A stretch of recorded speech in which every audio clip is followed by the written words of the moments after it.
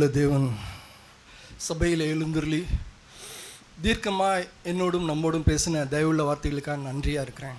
I thank God for the living words that He spoke very clearly to us and me today. worship டைம்லே ஆவியான தீர்க்கமாய் பேசினார். The Lord spoke very clearly during the time of praise and thanksgiving also. யோவான் 10:15 எழுதி இருக்கிறபடியே, as it is written in John 10:15, நான் என்னுடையவைகளை அறிந்தும் I know mine, என்னுடையவர்களால் அறியப்பட்டும் இருக்கிறேன், and I have been known by those who are mine. இதுதான் நம்பிக்கை. This is our hope. தேவன் என் மேல் வைத்திருக்கிற நம்பிக்கை தான். This is the hope that God has placed on me. நான் என்னுடையவைகளை அறிந்தும், I know those who are mine, என்னுடையவர்களால் அறியப்பட்டும் இருக்கிறேன், and I have been known by those who are mine. தேவன் என்னை அறிந்திருக்கிறாரு, the Lord knows me, என்னால அவர் அறியப்பட்டிருக்கிறார். அந்த நம்பிக்கையுள்ள வார்த்தைக்காக நன்றியா இருக்கு. and He is known by me, and I thank God for that word of hope. லூக்கா 15ல நம்ம கேட்டோம். We heard from Luke 15. இந்த 100 ஆடுல ஒரு ஆடு காணாம போனதுக்காக அந்த ஒரு ஆட்டை தேடி தேடி தேடி தேடி கண்டுபிடிச்ச நிமித்தம் சந்தோஷப்படுறான்.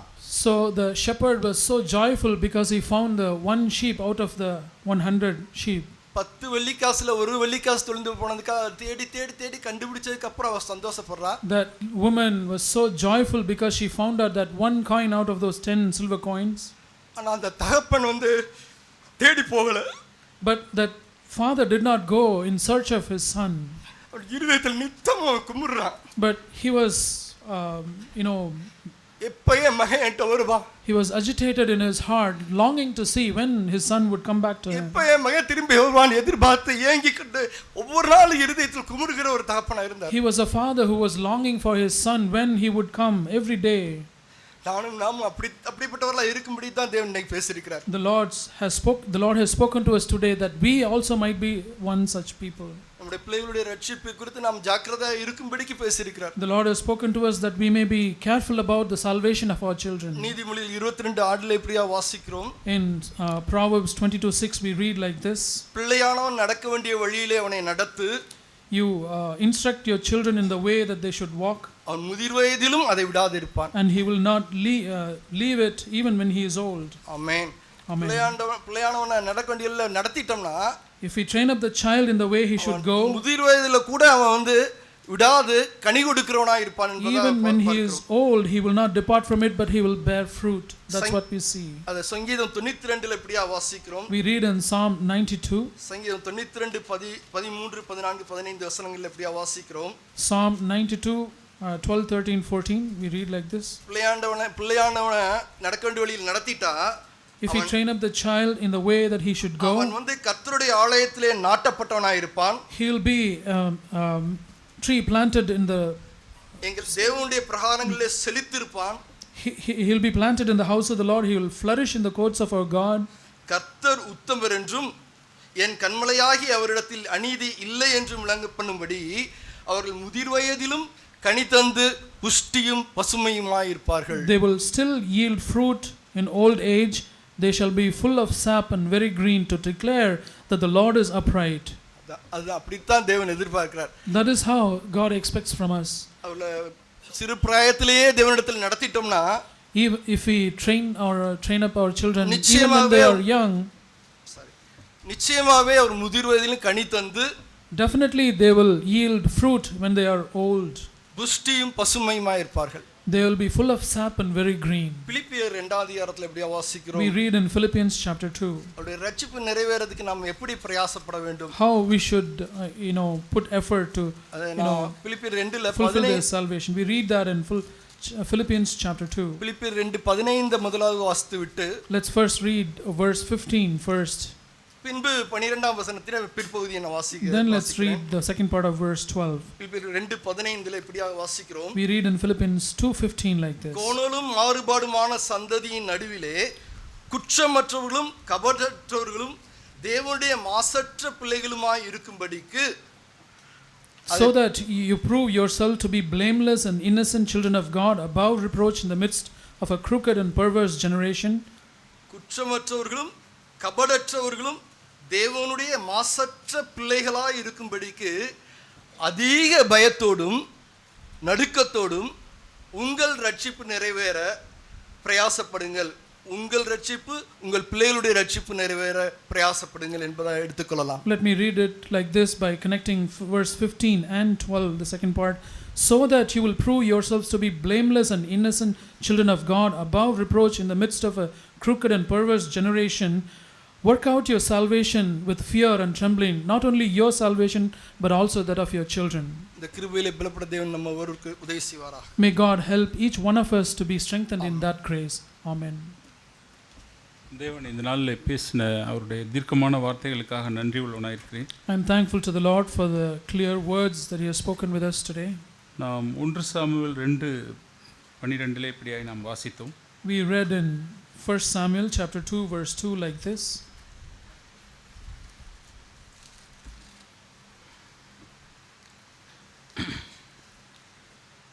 ஏலியின் குமாரர் பேலியாலின் மக்களாய் இருந்தார்கள், அவர்கள் கர்த்தரை அறியவில்லை.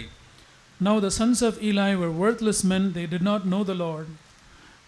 நம்முடைய பிள்ளைகளை நாம் தேவபக்தி உள்ளவர்களாய் வளர்ப்பதற்கு நாம் முதலாவது தேவபக்தி உள்ள தாய் தகப்பனாய் நாம் இருக்க வேண்டும். If we want to raise our children to be godly, we parents should be godly first. நம்மை பார்த்து நம்முடைய பிள்ளைகள் வளர்கிறார்கள். Our children grow up by looking at us. ஏலியும் ஏலியினுடைய மனைவியையும் பார்த்து அவர்களுடைய பிள்ளைகள் வளர்ந்திருப்பார்கள். Eli's sons grew up by looking at Eli and his wife.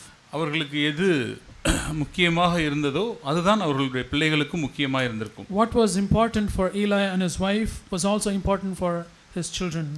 இந்த பேலியாலின் மக்கள் என்பதற்கு அவர்கள் எப்படி இருப்பார்கள் என்பதை 1 சாமுவேல் 25:15 நாம் வாசிக்கிறோம். We can read from 1 Samuel chapter 25 about how the sons of Belial or worthless men will be.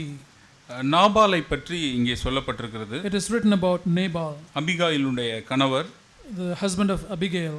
அந்த நாபாலிடத்திலே வேலை செய்கிற வேலைக்காரர்கள் நாபாலுக்கு ஒரு பட்டத்தை கொடுக்கிறார்கள். The servants of in Nabal had given him a title. அந்த 17ஆம் வசனத்தின் பின்பகுதி, The second part of verse 17. இவரோ ஒருவரும் தம்மோடே பேசக்கூடாதபடிக்கு பேலியாலின் மகனாய் இருக்கிறார் என்றான். And he is such a worthless man that no one can speak to him. ஒருவேளை ஏலி அப்படி இருந்தாரா அல்லது அவருடைய மனைவி அப்படி இருந்தாரா என்று தெரியவில்லை. We don't know whether Eli himself was like that or his wife was like that.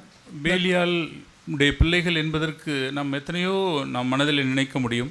We could think about so many things concerning how a son of a daughter of Belial could be. அவர்கள் விக்கிரக ஆராதனை செய்கிறவர்களாய் இருப்பார்கள். They could be people who worship idols. இந்த உலகத்தினுடைய பாவங்களை செய்கிற மக்களாய் இருப்பார்கள். They would be people who commit the sins of this world. அவர்களிடத்தில் இருக்கிற ஒரு குணாதிசயம் இங்கே சொல்லப்பட்டிருக்கிறது. Here it speaks of particular characteristics of that people. அவர்களிடத்தில் ஒன்றும் யாரும் போய் பேச முடியாது. No one would be able to approach them and speak to them. அவர்கள் பேசுவதுதான் பெரிதாக இருக்கும். What they speak would be final. எனவே நாம் தாய் தகப்பனாய் நம்ம யோசித்து பார்ப்போம். So let us think about ourselves as parents. அந்த குணத்தை நம்முடைய பிள்ளைகள் நம்மிடத்தில் வீட்டிலே பார்க்கிறார்களா? Do our children see that character in us? எங்கள் அப்பா கிட்ட எல்லாம் ஒன்றும் பேச முடியாது. No one will be able to approach my father. அவர் சொல்றது தான் இதாக இருக்கும். Whatever he says would be final. நம்ம சொல்றது எதுவும் எடுபடாது. He will not accept what we say. எங்கள் அம்மா சொல்றதை காது கொடுத்தே கேட்க மாட்டார். My mother would not even listen to what we say. அல்லது அம்மாவை பார்த்து or looking at the mother. எங்கள் அம்மா கிட்ட எதுவும் பேச முடியாது. We cannot speak anything to our mother. நாங்க சொல்றதை எதையும் கேட்க மாட்டாங்க. She would not listen to whatever we say. சொன்னதுதான். Whatever she says, that stays final. எங்க அப்பா சொல்றதை காது கொடுத்து கேட்க மாட்டாங்க. She would not listen to what my father says to her.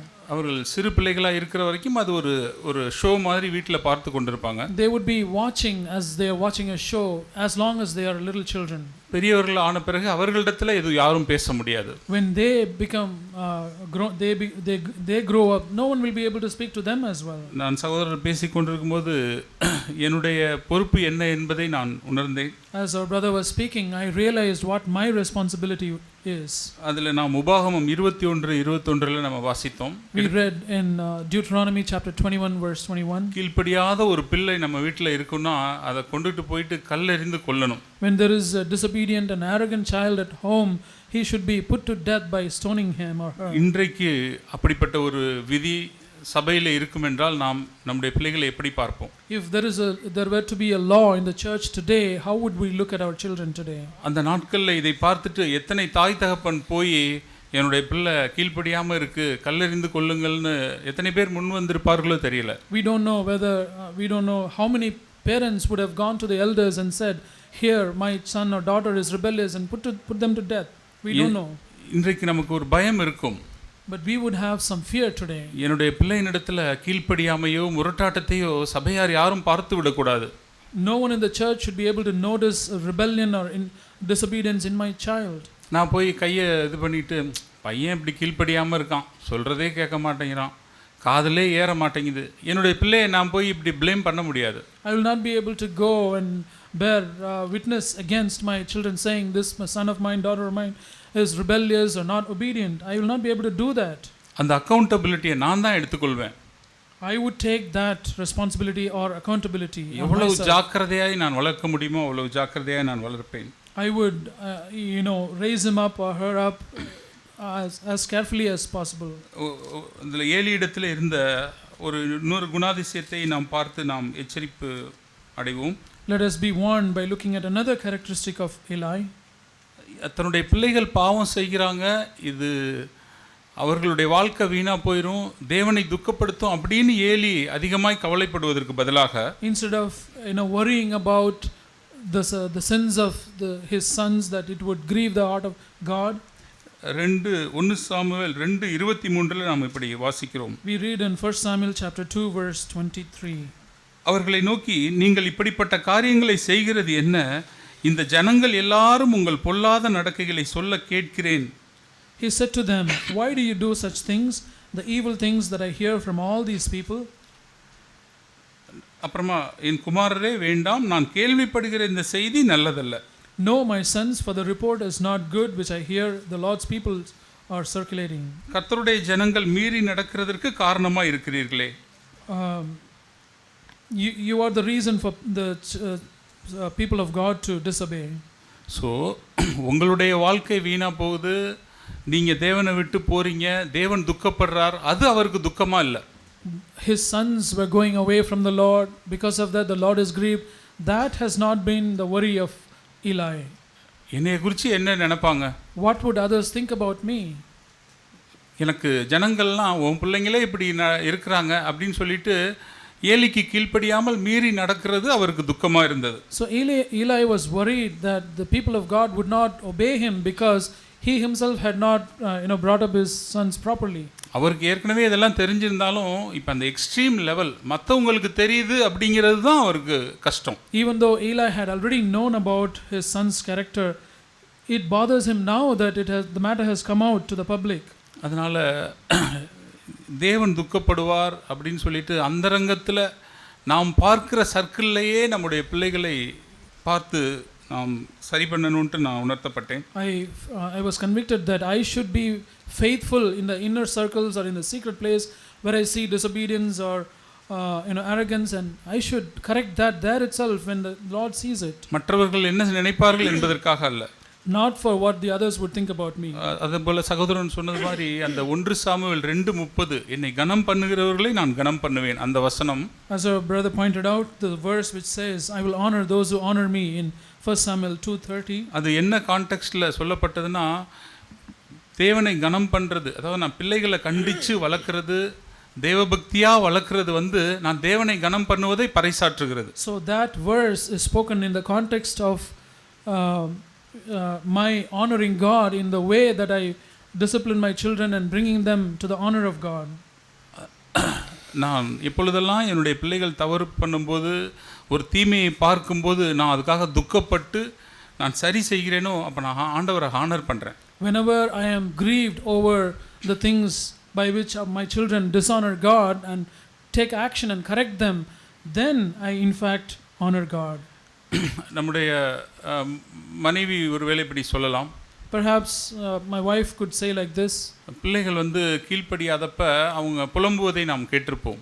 we could have heard our wives lamenting over our children's disobedience. நீ கேட்கவே மாட்டேங்கிற, he or she is not even listening to my words. அப்பொழுது நம்முடைய மனதில் என்ன வரும் அப்படின்னா, நீ எனக்கு கீழ்ப்படிஞ்சேன்னா இந்த பிள்ளைகள் உனக்கு கீழ்ப்படிவாங்க அப்படின்னு ஒரு உணர்வு வரும். So immediately what we would think is, if you had obeyed me, our children would obey you. அப்படி நினைக்கும் பொழுது தேவன் எனக்கு இதை உணர்த்தினார். When I was tempted to think like that, the Lord convicted me of this thing. கீழ்ப்படியாமை அப்படிங்கிற அந்த pain உனக்கு தெரியுதுல்லப்பா? Do you know how painful it is to be disobeyed? நீ எனக்கு அந்த அளவுக்கு வேல்யூ பண்ணி என்னை ஹானர் பண்ணி கீழ்ப்படிறியா? Do you honor me and value me and obey me? சபையிலே வைத்த தேவன் வைத்த அதிகாரங்களுக்கு அவங்க பார்க்குறாங்களோ பார்க்கலையோ அவங்க ஒரு வார்த்தை சொல்லியிருந்தாங்கன்னா அப்படியே செய்யணும் அப்படிங்கிற ஒரு உணர்வு உனக்கு இருக்கிறதா? Do you have the sense that you have to do exactly as the authority that God has placed over you in the church tell you to do something, whether they look at you or not? நீ அந்தரங்கத்தில் உன்னுடைய அதிகாரங்களுக்கு அத்தாரிட்டிஸ்க்கு நீ கீழ்ப்படி, அதன் பிறகு உனக்கு கீழே உள்ள அந்த பவுண்டரி உனக்கு கீழ்ப்படிவாங்கன்னு ஆண்டவர் சொன்னார். The Lord told me, you first obey your authorities that I have placed over you in secret, then those who are under your authority will obey you.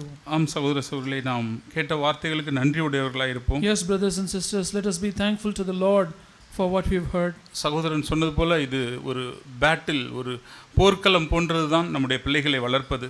As our brother pointed out, that raising our children in the ways of the Lord is like waging a war in the battlefield.